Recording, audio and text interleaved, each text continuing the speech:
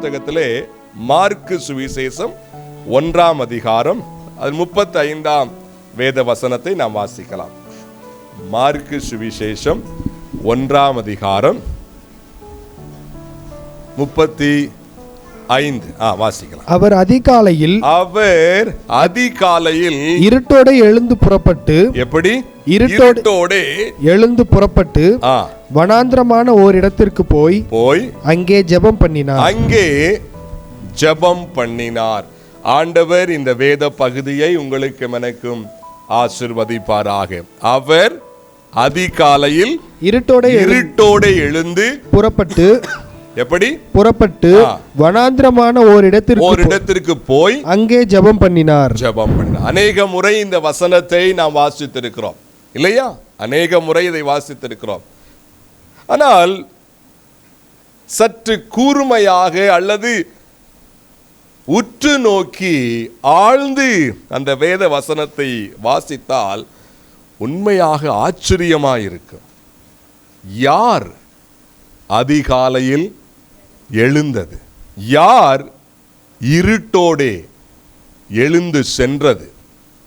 சாதாரண ஒரு மனிதன் அல்ல, ஆண்டவராகிய இயேசு கிறிஸ்து.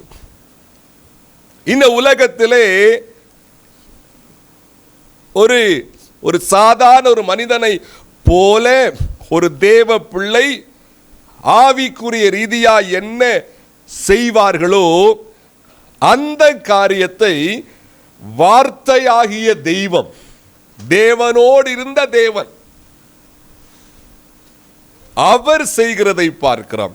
என்ன பார்க்கிறோம்? அவர் அதிகாலையில் இருட்டோடு எழுந்து அங்கே போய் ஜெபம் பண்ணினார். ஜெபிப்பது ஆண்டவராகிய கிறிஸ்துவுக்கு தேவையானது தானா என்ற ஒரு கேள்வி அங்கே இருக்கிறது. காரணம், நானும் பிதாவும் ஒன்றாயிருக்கிறோம் என்று கூறினவர், பிதாவும் ஆண்டவராகிய கிறிஸ்து இயேசுவும் பிரியாதவர்கள். பிதா, குமாரன், அப்புறம் யாரு?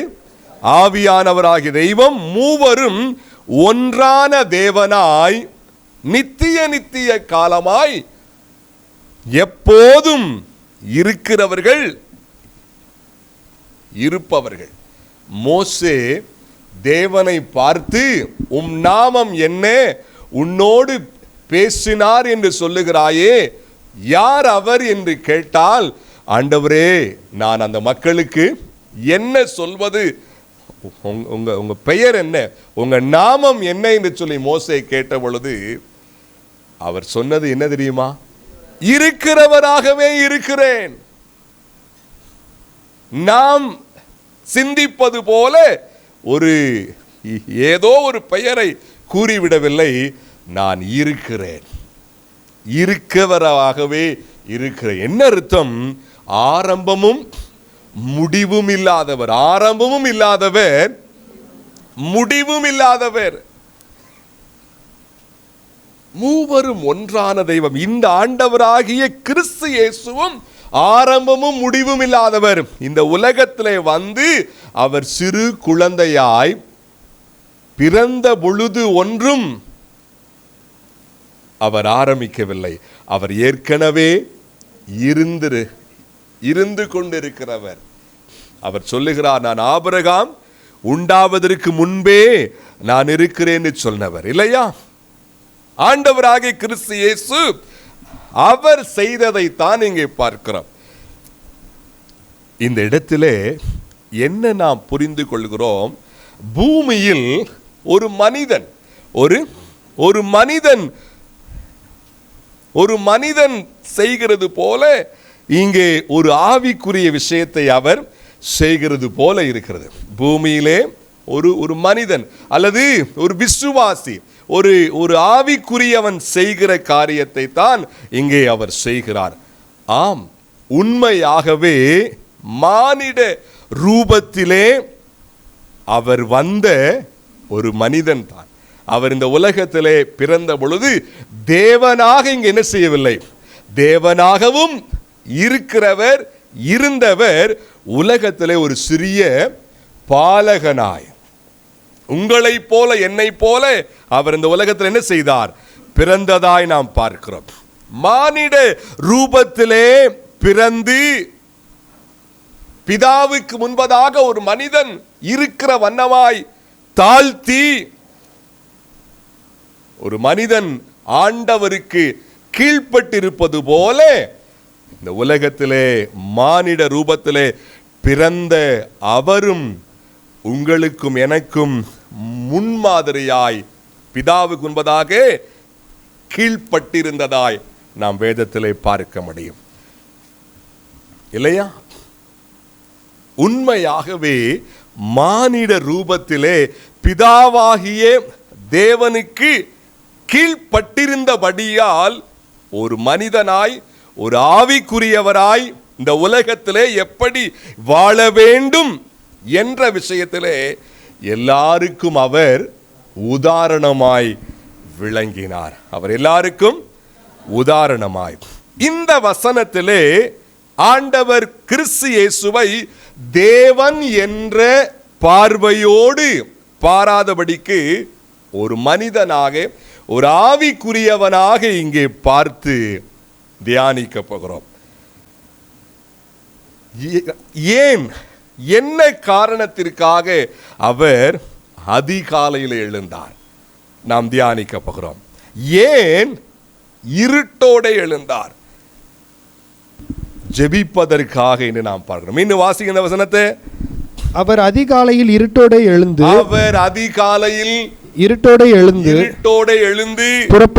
புறப்பட்டு வனாந்திரமான ஒரு இடத்திற்கு போய் அங்கே ஜெபம் பண்ணினார். எதற்காக அவர் அதிகாலையில் எழுந்து ஜெபித்தார்? இருட்டோடே விடியும் முன்னதாக என்ன செய்தாராம்? அவர் எழுந்தார் என்று பார்க்கிறோம். தூரமாய் போய் என்ன செய்கிறார்? சொல்லுங்க. தூரமாய் போய் ஜெபிக்கிறார். காரணம் என்ன? பாருங்கள், நிச்சயமாய் இந்த கேள்வியை நாம் என்ன செய்யணும்? கேட்கணும். இந்த கேள்வியை சத்தம் வரலையே, கேட்கணும். காரணம் என்ன? இவர் ஜெபம் பண்ண வேண்டிய அவசியம் இல்லையே. ஒரு மனிதன், ஒரு விசுவாசி, ஒரு தேவ பிள்ளை இது போல அவர் செய்திருந்தால் அதிலே ஆச்சரியம் இல்லை. ஆனால் இவர் செய்வதிலே ஆச்சரியம் உண்டு. ஆக இந்த கேள்வியை கட்டாயம் நாம் கேட்டு அதிலே ஆவியானவர் என்ன பதில் அவர் வைத்திருக்கிறாரோ அதை நாம் பெற்றுக்கொண்டு ஆவிக்குரிய வாழ்க்கையை மேம்படுத்திக் கொள்ள வேண்டும். நாம் ஆமென். நிச்சயமாக நாம் என்ன செய்ய வேண்டும்? இதிலிருந்து ஒரு விலையேற பெற்ற பாடத்தை ஆவியானவர் பேச அதை நாம் பெற்று வாழ்க்கையோடு அதை அப்பியாசித்து ஆவிக்குரிய வாழ்வை மேம்படுத்தி கொள்ள வேண்டும். எதற்காக? ஜெபிப்பதற்கு அதிகாலை எழும்ப வேண்டும். விடியும் முன்னதாக இத்தனை வாஞ்சையாக, இத்தனை முக்கியமாய் அவர் அதிகாலையிலே எழுந்து ஜெபிக்க காரணம் என்ன? பாருங்கள், காரணத்தை ஆராயும் முன்னதாக முதலாவது ஜெபம் என்றால் என்ன என்பதை நாம் கேட்க போகிறோம். ஜெபம் என்பது ஒரே நேர்கோட்டிலே போகிற பாதை அல்ல, இருவழி பாதை. என்னங்க சத்தமா? இரண்டு வழி பாதை தான். எது? ஜெபம் என்று சொன்னாலே அது இருவழி பாதை. என்ன? ஒன்று போவதற்கும் ஒன்று வருவதற்கும். ஒன்று போவதற்கும் வருவதற்கும். அதுதான் ஜெபம் என்ற வார்த்தைக்கான ஒரு ஆழமான ஒரு புரிதல் என்பதை நாம் சொல்ல முடியும். பொதுவாக ஜெபம் என்று கூறினவுடனே நாம் ஆண்டவரிடத்திலே பேசுவதை பற்றி தான் நாம் என்ன செய்வோம்? சிந்திப்போம் இல்லையா?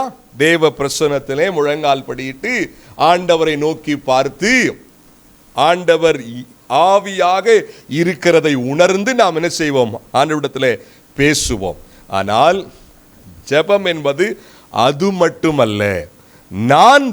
நாம் பேச அவர் கேட்பதும், அவர் பேச நாம் கேட்பதும், இதுதான் ஜெபம். இதுதான். இப்படி செய்யப்படாத ஜெபம் அது முழுமையான ஜெபம் அல்ல. அந்த ஜெபமும் கேட்கப்பட மாட்டாது. அது ஜெபம் அல்ல. அதாவது இந்த இரண்டு வழி பாதையாக இல்லாத ஜெபம் என்ன? நான் பேச அவர் கேட்பதும், அவர் பேச நான் கேட்பதும் இல்லையா? இப்படி இல்லாத ஜெபம், அந்த ஜெபத்தை கர்த்தர் அங்கீகரிக்கவும் மாட்டார். ஜெபம் என்பது ஒன்று வேதம் வாசித்து, நான் வேதம் வாசிக்கிற பொழுது ஆண்டவர் அதன் வழியாய் என்னோடு பேசுகிறார். வேதம் வாசித்த பிற்பாடு நான் என்ன செய்கிறேன்? முழங்கால் படியிட்டு நான் பேசுகிறேன். இப்பொழுது நான் பேசுவதை அவர் கேட்கிறார். இந்த ரெண்டு விஷயங்கள் இணைந்துதான் ஜெபமாக பார்க்கப்படுகிறது. கர்த்தர் இயேசு கிறிஸ்துவின் வாழ்க்கையிலே இது சரியா இருந்தது. இது எப்படி?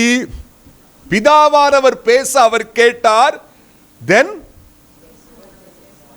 இவர் பேச அவர் கேட்டார். ஆண்டவர் இயேசு கிறிஸ்துவின் வாழ்க்கையிலே சரியா இருந்தது. என் அன்பு விசுவாசியே, உங்களுடைய வாழ்க்கையிலே இப்படிப்பட்ட ஜெபம் இருந்தால்தான் தேவனால் அது அங்கீகரிக்கப்படும். இல்லாவிட்டால் ஜெபம் இல்லாதவர், ஜெபம் பண்ணாதவர் என்றுதான் ஆண்டவர் பார்ப்பார். என் வாழ்க்கையிலே ஜெபம் உண்டு என்றால் நான் மொட்டி போட்டு ஆண்டவரே உமக்கு ஸ்தோத்திரம் என்று கூறிவிட்டு அப்புறம் சில விஷயங்களை என் மூளையில என்ன தோன்றுகிறதோ அந்த விஷயங்களை பேசுவது ஜெபம் அல்ல. முதலாவது அவர் பேசுவதை நான் என்ன செய்யணும்? கேட்கணும். I should hear, observe the words of God. அவர் பேசுகிறதை நான் கேட்கணும். ஆவலாய் உற்று நோக்கி அவர் என்ன பேச விரும்புகிறார், அவர் என்னோடு என்ன ஈடுபட அவர் விரும்புகிறார். அது ஒருவேளை நீங்கள் வேதம் வாசிக்கும் பொழுது இருக்கலாம், அல்லது கூடுகைகளிலே ஆண்டவர் ஆவியார் மூலமாய் பேசுகிற ஜீவ வார்த்தைகளாய் இருக்கலாம். நாம் ஆண்டவர் பேச அதை கேட்டு கீழ்ப்படிவதும், பிற்பாடு நாம் பேச அவர் கேட்பதும், இது ரெண்டும் கட்டாயம் இருக்கணும். இதுல பாதி மட்டும் சொன்னா அது ஜெபம் சொல்லுங்க. ஒரு பஸ் இருக்குங்க, ஒரு பஸ், இந்த பக்கமும் வீல் இருக்கும், இந்த பக்கமும் இருக்குமா இல்லையா? இங்கிட்டு இல்லாம இங்க மட்டும் இருந்தா போகுமா? கீழே என்ன செஞ்சிரும்? சாஞ்சிருமா இல்லையா? சொல்லுங்க சத்தமா. ஜெபம் என்றால் அது இருவழி பாதை. நாம் அதை உணர வேண்டும். ஒருவேளை இத்தனை காலம் இப்படிப்பட்ட ஒரு ஜெப வாழ்க்கை இல்லாதிருந்தால் ஆண்டவருக்கு முழுமையாய் அர்ப்பணிப்போம். ஒருவேளை ஆகவேதான் நாம் செய்கிற விண்ணப்பங்களுக்கு போதுமான பதில் இல்லையோ நான் அறியேன். ஜெபம் என்றால் அவர் பேசுகிற வார்த்தை உள்ளே போக வேண்டும். தென் நான் பேசுகிற வார்த்தை அவருக்குள்ளே, அதாவது நான் என்ன பேசுகிறேனோ அதை அவர் கேட்பதும். ஆண்டவர் நம்மோடு கூட பேசுவாராக. ஆண்டவர் இயேசு கிறிஸ்துவின் வாழ்க்கையிலே அது மிகவும் சரியாயிருந்தது. அது மிகவும் சரியாயிருந்தது. ஆண்டவர் அதை சரியாய் பின்பற்றினார். இங்கே நாம் என்ன வாசிக்கிறோம்? அவர் மீண்டும் வாசிங்க இந்த வசனத்தை. அவர் அதிகாலையில் இருட்டோடே எழுந்து புறப்பட்டு வனாந்திரமான ஒரு இடத்திற்கு போய் அங்கே ஜெபம் பண்ணினார். இத்தனை பிரயாசப்பட்டு இத்தனை வாஞ்சையாய் அதிகாலையிலே விடியும் முன்னரே எழுந்து தூக்கத்தை சற்று ஒதுக்கி வைத்துவிட்டு, அதுவும் அங்கேயே அல்ல, சற்று தூரமாய் வனாந்தரமான இடத்திற்கு போகிறார். For what? எதற்காக? காரணம் அநேக விஷயங்கள் காரணம் உண்டு. நாம் இங்கே மிக சுருக்கமாய் 2 விஷயத்தை மட்டும் நம்ம தியானிச்சு நாம் முடிக்க போகிறோம். மிக சுருக்கமாய், பிதாவானவரால் இயேசு ஆண்டவரிடத்திலே ஒரு சிறிய மந்தை ஒன்று ஒப்படைக்கப்பட்டிருந்தது. ஒரு சிறிய மந்தை. அது என்ன மந்தை? சீஷர் மந்தை. எத்தனை பேர் மொத்தம்? சத்தமா? 12 பேர். ஒரு சிறிய மந்தை. பாருங்கள், ஊழியத்தை ஆரம்பிக்கும் முன்னதாகவும் அவர் 40 நாட்கள் உபவாசம் இருந்தார். 40 days. ஊழியத்தை ஆரம்பிக்கும் முன்னதாக அங்கே சென்று நன்றாய் அவரை ஊழியத்திற்கு ஏதுவாய தேவன் ஆயத்தப்படுத்த விட்டு கொடுத்ததாய் பார்க்கிறோம். சீஷர்களை இவர்கள் என்று சொல்லி யாரை முன் அழைக்க வேண்டுமோ அதற்கு முன்னதாக அவர் என்ன செய்தார்? ஜெபித்ததாய் பார்க்கிறோம். இந்த இடத்திலும் அவர் ஜெபிக்கிறார். நான் முன்னரே சொன்னேன், இப்படியாய் அவர் செய்வதற்கு அநேக காரணங்கள் உண்டு. பிரதானமாய் சில விஷயங்களை மட்டும் நம்ம தியானிக்க போகிறோம். பிதாவானவரால் ஒரு சிறிய மந்தை அவர் கையிலே ஒப்பு கொடுக்கப்பட்டிருந்தது. அந்த மந்தையை கண்ணும் கருத்துமாய் அதை கொண்டு செல்வதற்கு, அந்த மந்தையை உருவாக்குவதற்கு, அந்த சிறிய மந்தைக்குள்ளும் பிதாவின் அந்த நோக்கத்தை உண்டு பண்ணுவதற்கு கிருபை வல்லமை வேண்டுமே.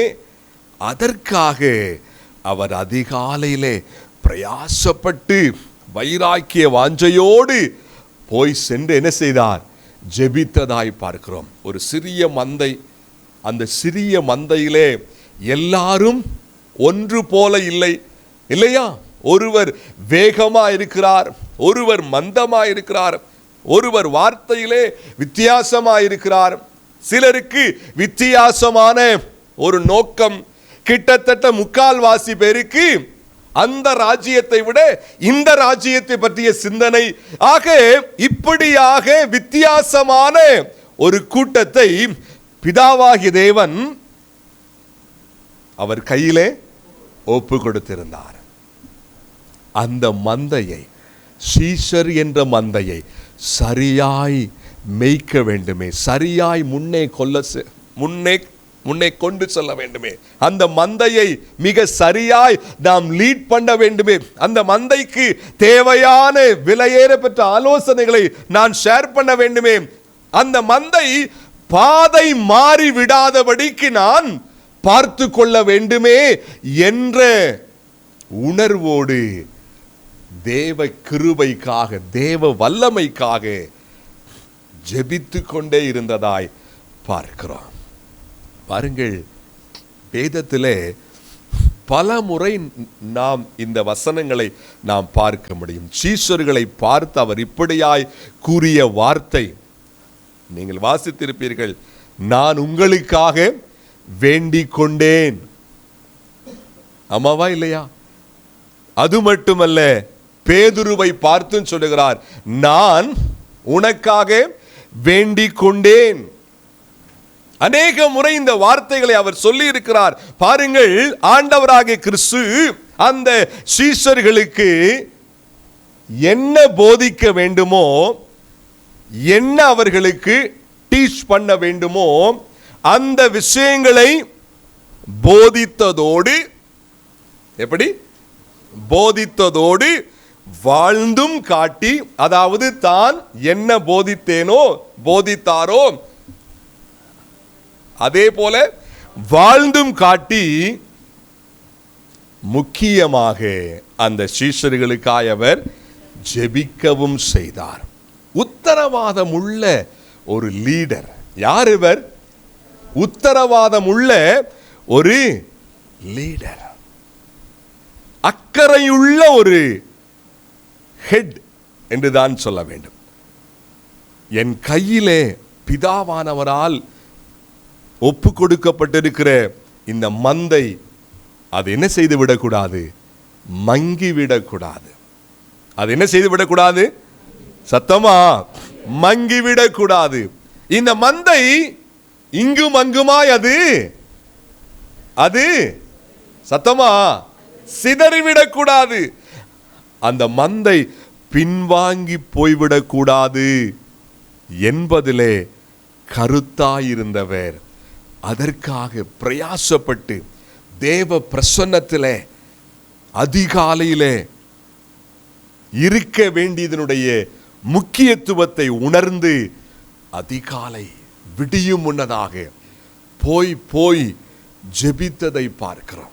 என் அன்பு விசுவாசியே, என் அன்பு தேவ பிள்ளையே, எத்தனை முன்மாதிரி ஆண்டவராகிய கர்த்தர் உனக்கும் எனக்கு, எத்தனை முன்மாதிரி பாருங்கள்.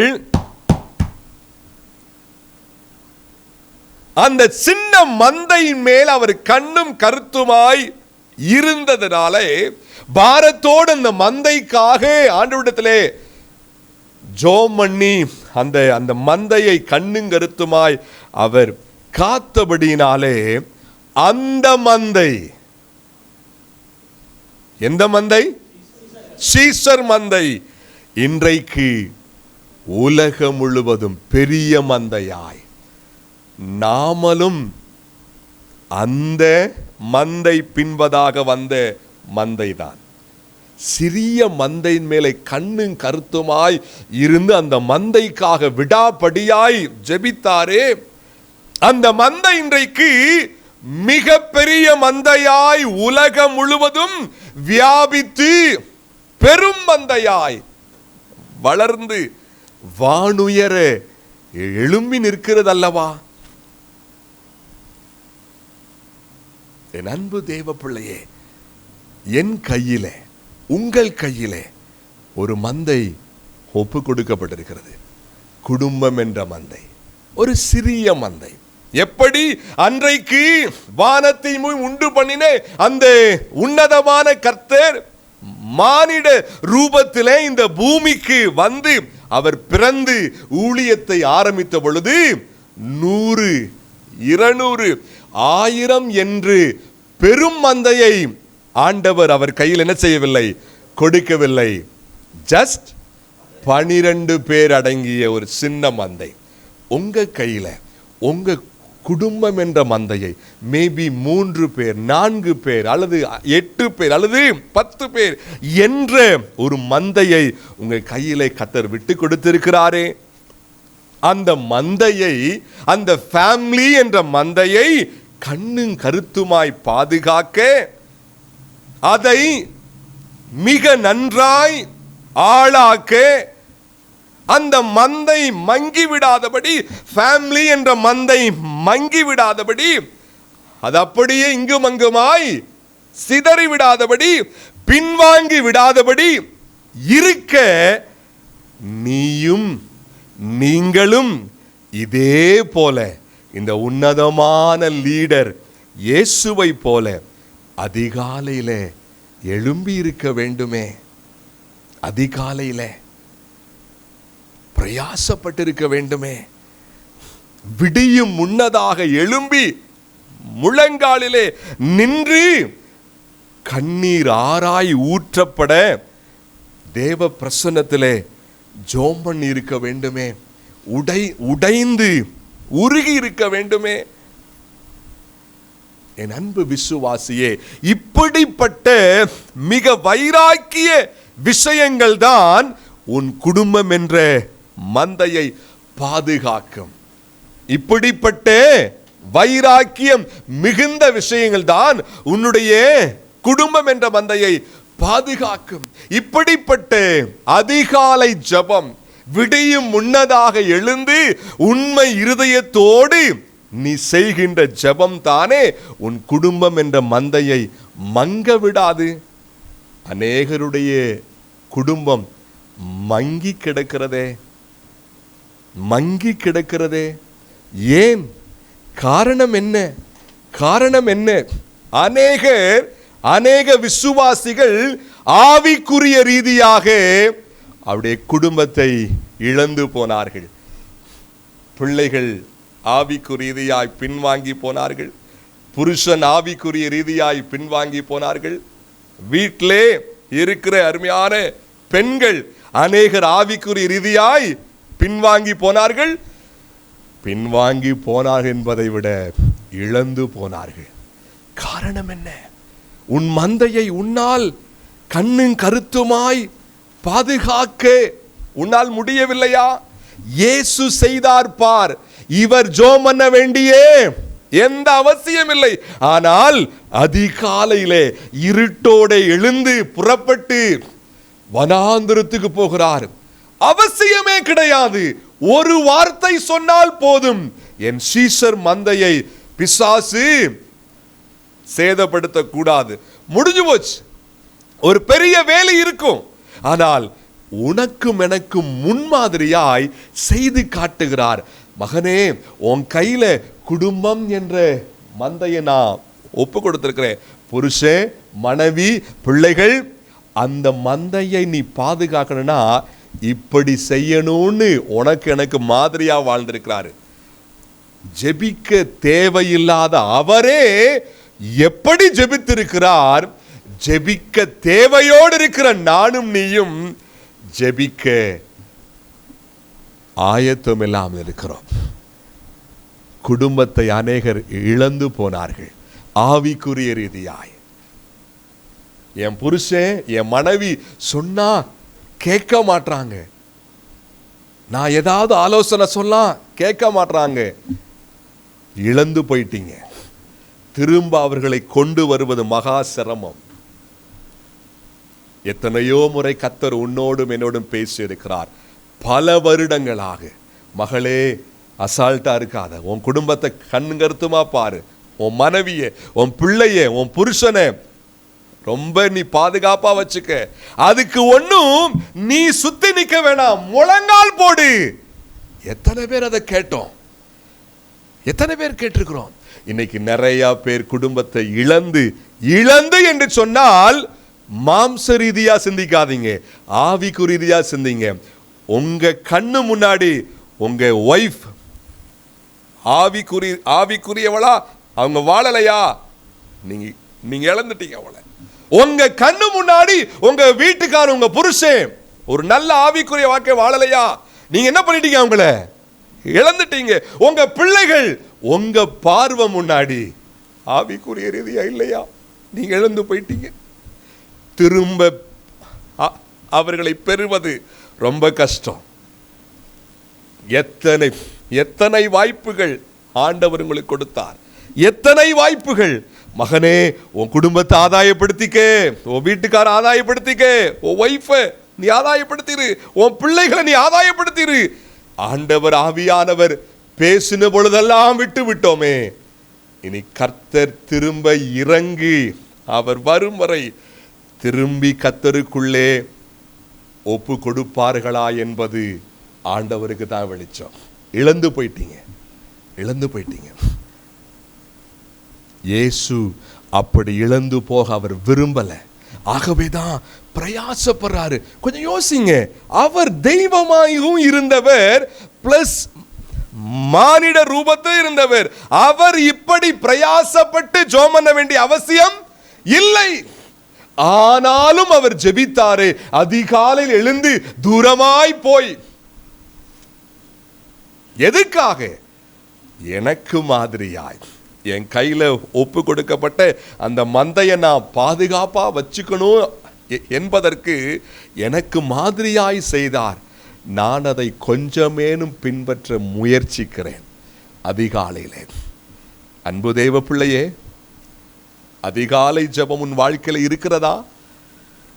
விடியும் முன்னர் இருட்டோடே எழுந்து பிரயாசப்பட்டு செய்கிற ஜெபம் இருக்கிறதா? ஏன் உன் குடும்பம் என்ற மந்தை மங்கி போனது? ஏன் உன் ஃபேமிலி என்ற மந்தை அங்குமிங்குமாய் அது சிதறி போனது? காரணம் என்ன?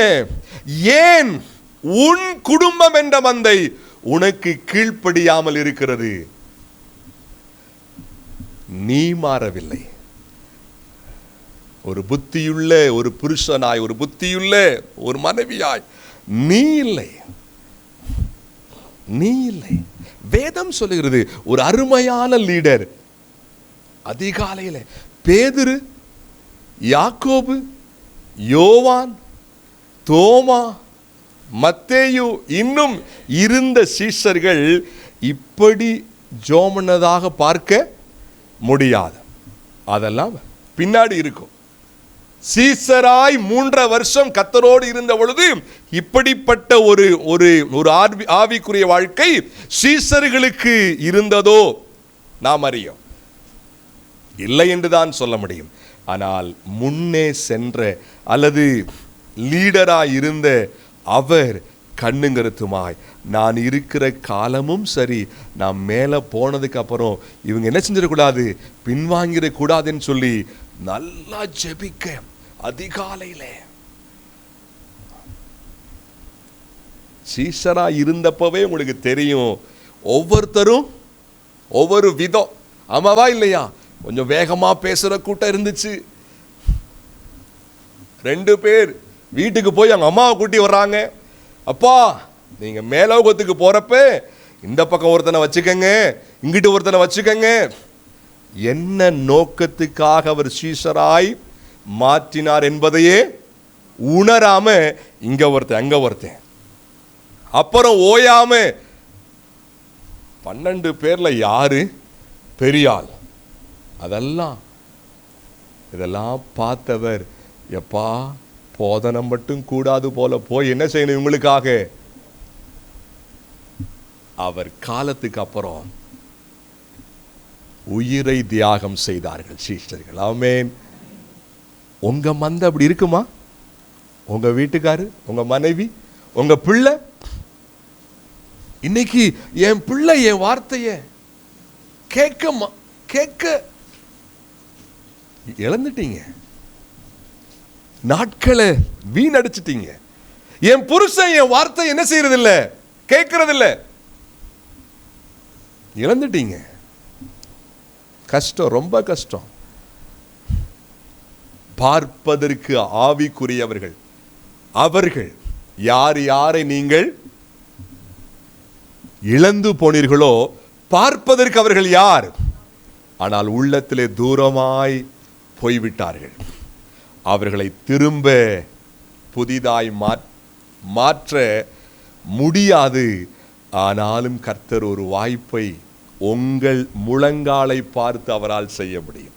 பாருங்கள், ஹீப்ரூஸ் எடுங்க. ஹீப்ரூஸ், எபிரேயர் 6ஆம் அதிகாரம் எடுத்தாச்சா?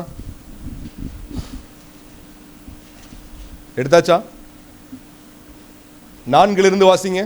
ஏனெனில் ஒரு தரம் பிரகாசிப்பிக்கப்பட்டும் பரம ஈவை ருசி பார்த்தும் பரிசுத்த ஆவியை பெற்றும் தேவனுடைய நல்வார்த்தையையும் இனிவரும் உலகத்தின் பலன்களையும் ருசி பார்த்தும். கவனிங்க, என்னது? அருமையான விசுவாசியாய் இருந்தும், கர்த்தருக்குள்ளே உறுதியாய் இருப்பவர்கள் போல இருந்தும் மறுதலித்து போனவர்கள். என்னங்க மறுதலித்து போனவர்கள்? என்னது? வாயிலே இயேசுவை வேண்டாம் என்று கூறவில்லை, வாழ்க்கையிலே கூறுகிறார்கள். எப்படி? வாழ்க்கை மூலமாக அந்த வாஞ்ச குறைஞ்சு, தாகம் குறைஞ்சு. வாசிங்க. மறுதலித்து போனவர்கள் தேவனுடைய குமாரனை தாங்களே மறுபடியும் சிலுவையில் அறைந்து அவமானப்படுத்துகிறபடியால் மனம் திரும்புகிறதுக்கு ஏதுவாய் அவர்களை மறுபடியும் புதுப்பிக்கிறது கூடாத காரியம் இருக்கான்னு கேட்கிறேன். எத்தனையோ முறை இந்த வசனத்தை எல்லாம் நான் உங்களுக்கு வாசித்து காட்டியிருக்கிறேன். இன்னும் கூட அநேகருக்கு உணர்வு வரவே இல்லை. இன்னும் கூட ஏதோ வாரந்தோறும் ஒரு பிரசங்கத்தை கேட்டுவிட்டு போகிற உணர்வு தான். என்ன பேசுகிறார் கர்த்தர், ஏன் பேசுகிறார், என் வாழ்க்கைக்கு அதிலே என்ன இருக்கிறது, நான் இந்த வார்த்தையை கேட்டு என்ன விதத்திலே என்னை நான் மாற்றிக்கொள்ள வேண்டும், அந்த புரிதல் அநேகருக்கு இல்லை. பாரம்பரிய உணர்வு. ஞாயிற்றுக்கிழமை நான் எங்கே செல்ல வேண்டும்?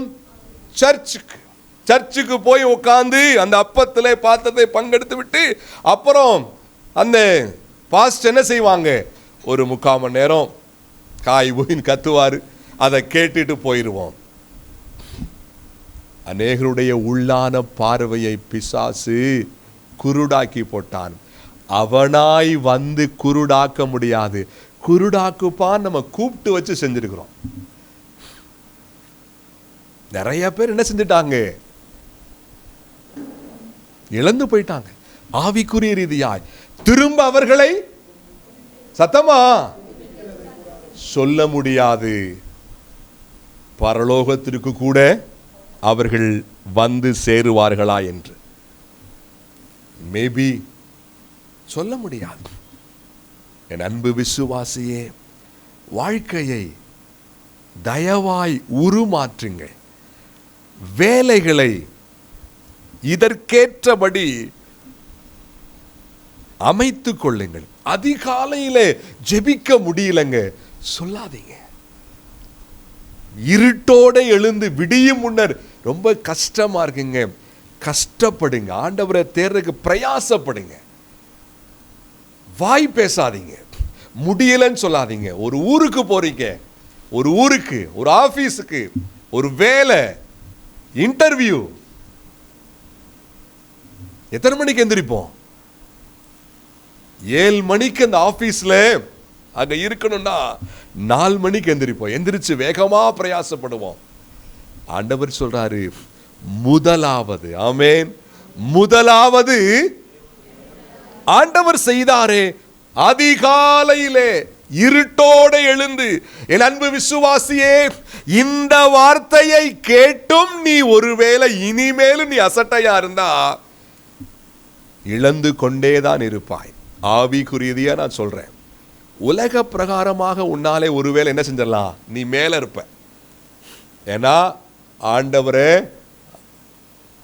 நன்றாய் அறியாதவனும் மேலதான் இருக்கிறான். என்ன முயற்சி, யார் முயற்சிச்சாலும் என்ன செய்ய முடியும், மேல வர முடியும்.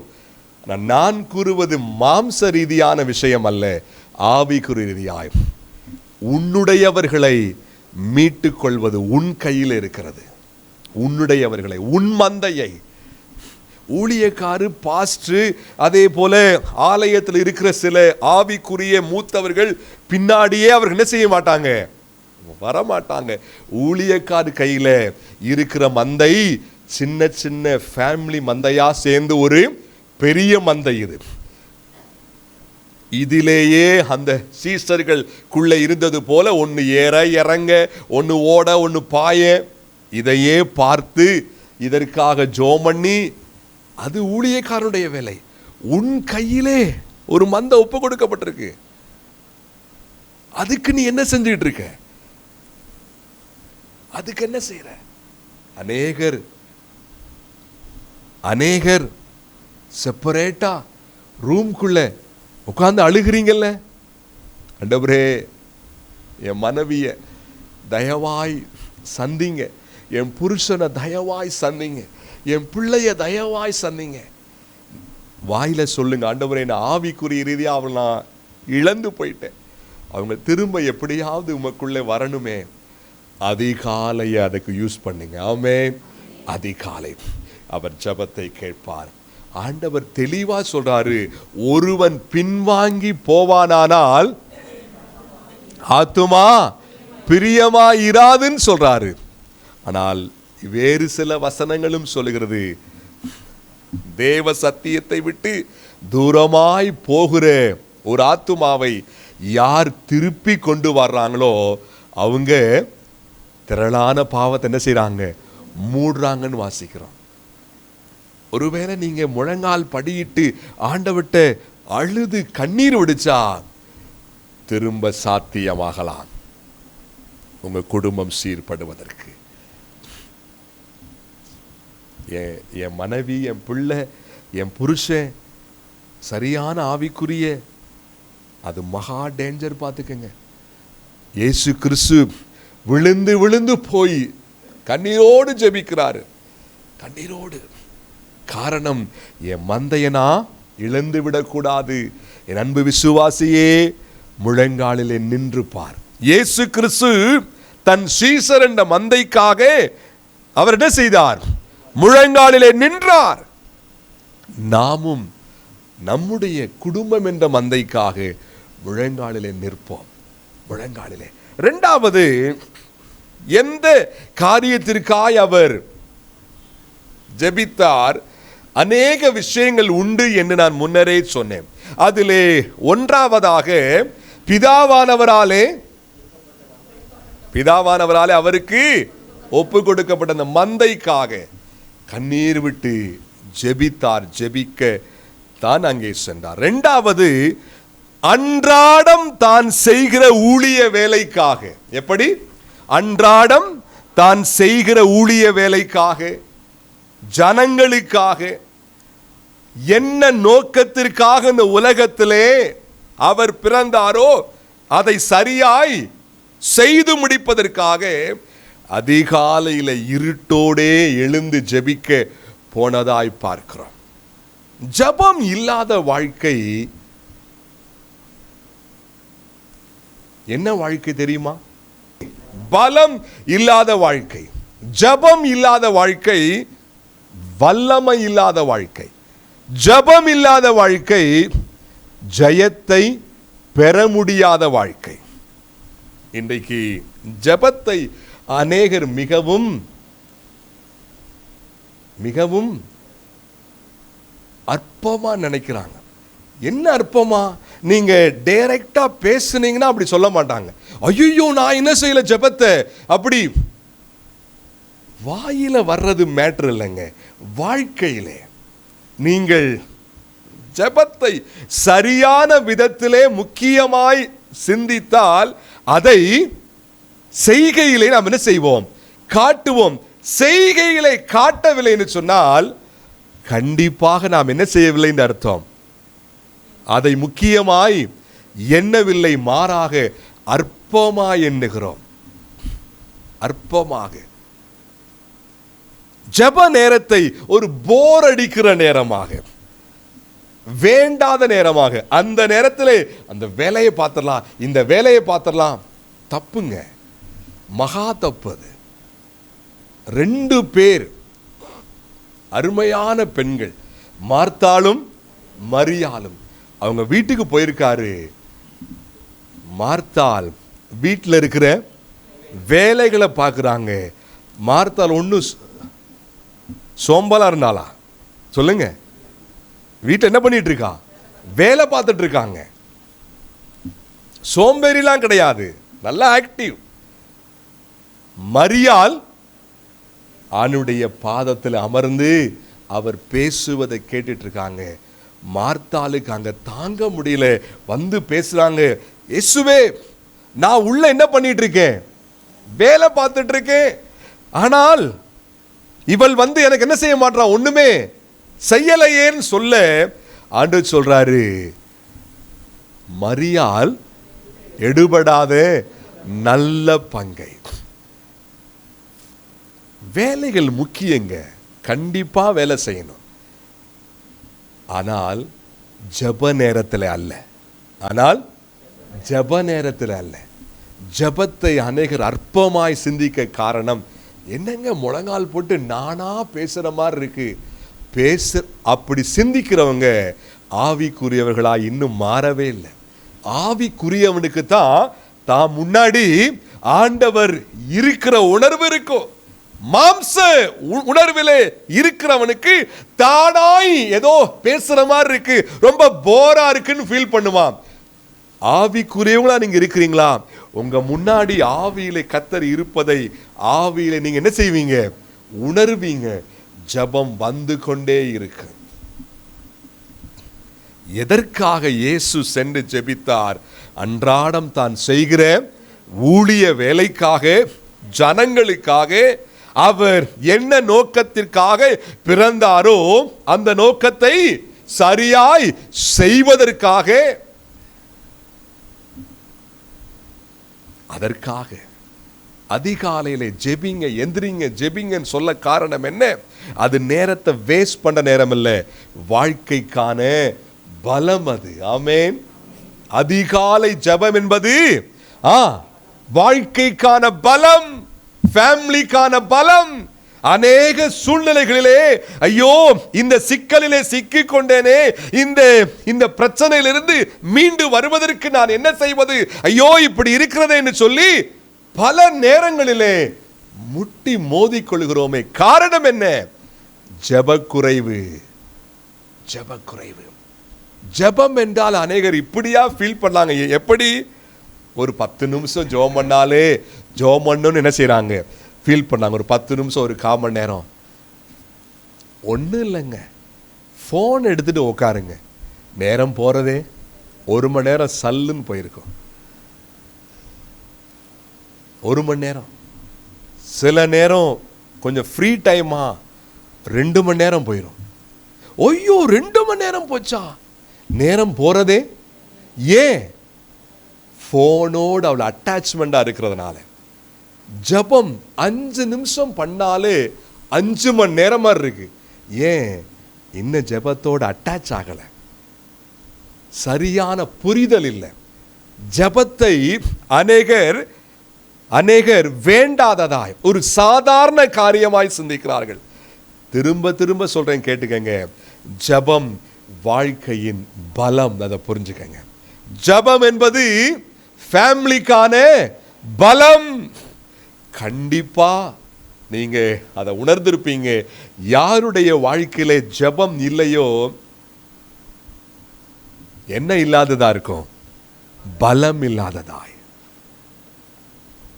என் அன்பு தேவ பிள்ளைகளே, ஆண்டவர் நம்மோடு கூட பேசுவாராக. 2 விஷயங்கள். ஒன்று, உங்களிடத்திலே தேவனால் ஒப்பு கொடுக்கப்பட்ட குடும்பம் என்ற அந்த மந்தையை நீங்கள் கட்டி காக்க வேண்டும் என்று சொன்னால் இப்படிப்பட்ட ஒரு ஜெப அர்ப்பணிப்பு தேவை. 2வது, உங்களுக்குரிய விஷயத்தை சரியா நீங்கள் செய்ய வேண்டும் என்று சொன்னால் என்ன தேவை? ஜெபம் என்ற அர்ப்பணிப்பு தேவை. ஜெபத்தை அற்பமாய் எண்ணாதீர்கள். திரும்ப ஒருவேளை இத்தனை ஆண்டு காலம் ஆரம்பத்தில் இருந்த ஜெப வாழ்க்கை அப்படியே கொஞ்சம் கொஞ்சமாய் குறைந்திருந்தால் இன்னைக்கு ஆண்டவருக்கு ஒப்பு கொடுத்துருவோம். ஆண்டவருக்கு அர்ப்பணிப்பு. ஆண்டவரே, என்னை தயவாய் புதுப்பிங்க, என்னை தயவாய் புதுப்பிங்க, என்னை மன்னிங்க, என்னை சீர்படுத்துங்க. நான் திரும்ப உமக்கு என்ன செய்யட்டும்? ஒப்பு கொடுக்கட்டும். அநேகர் நான் ஆரம்பத்திலே சொன்னது போல அப்படியே ஃபேமிலிஸை அநேகர் இழந்து போயிருக்கிறீர்கள். ஆண்டவர்கிட்ட சொல்லுங்க, ஆண்டவரே, ஆவிக்குரிய ரீதியா நான் இழந்து போனேன். அவர்கள் பின்வாங்கி போனார்கள். சொல்ல முடியாது ஒருவேளை அவர்கள் உங்களோடு கூட மோட்சத்துக்கு வந்து சேருவார்களா என்று சொல்லி. ஆனால் அந்த மாற்றம் அவர்கள் திரும்ப ஆண்டவருக்குள்ளே உறுதியாவது உங்களுடைய முழங்காலில் இருக்கிறது. முழங்கால் படிடுங்க, கண்ணீர் விடுங்க, அழுங்க. ஆண்டவரே, நீர் செய்தது போல நானும் செய்யட்டும். அதிகாலையில் எழும்பட்டும், விடியும் முன்னர் எழும்பட்டும், ஜெபிக்கட்டும், எனக்கு உதவி செய்யுங்க.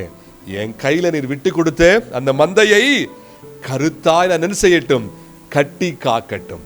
அது மட்டுமல்ல, அன்றாடம் நான் என்ன வாழ்க்கை வாழ வேண்டுமோ அதற்கு உம்முடைய கிருபை தேவை, உம்முடைய பலன் தேவை, உம்முடைய பலன் தேவை.